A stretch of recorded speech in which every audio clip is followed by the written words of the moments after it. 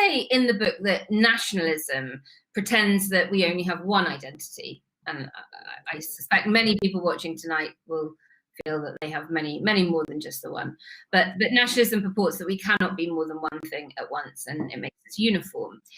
So in your view, is it true that all forms of nationalism, and I'm going to specifically bring in Scottish nationalism here that often calls itself civic nationalism, is that true? Has there ever been a time in history when nationalism, whatever its shade, didn't eventually develop into ethno-nationalism?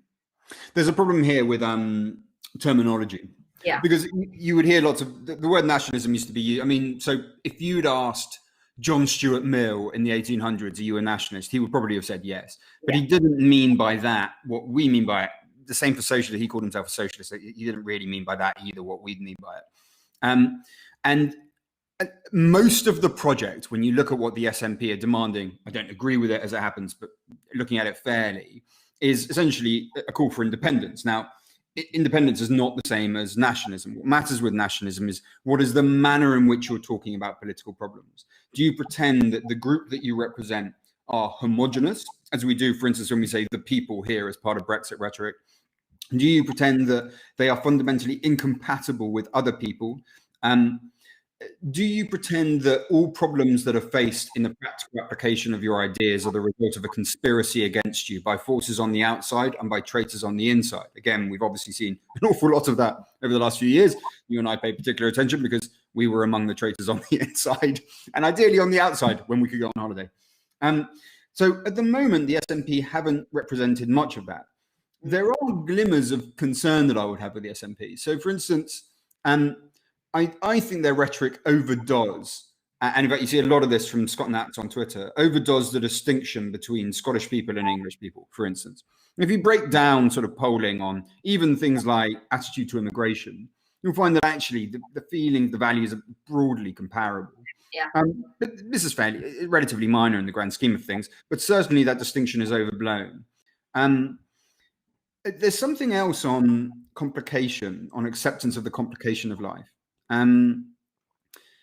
I think when you look at what happens, I do believe the Scottish independence is going to happen. I do believe there's going to be a referendum. I think it'll be impossible to stop, and I do believe they'll win it. But let's just assume that does take place.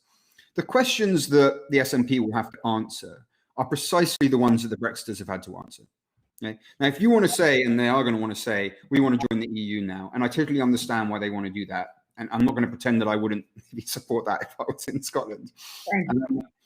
You are going to have to answer the question of what happens on the border between England and Scotland, because you're going to be applying to a regulatory organisation that has different regulations by definition to the ones that we have now. That requires customs checks, that requires regulatory checks, that requires sort of sanitary and phytosanitary border inspection posts. That requires the full range of what a border entails. Now, will they address that problem by being honest about it, by engaging in the trade-offs of going, fine, but this is the future that we're picking, and this is a necessary, pain that we're going to have to experience for it? Or will they say, these are all lies, myths made up by traitors on the outside in order to undermine our glorious national process? And I think in that process, you'll see the reality of where that project goes. I suspect the SNP will be much better than the Brexiters about it, but the temptation for them will be to be exactly the same as the Brexiters have behaved over here over the last 4 years.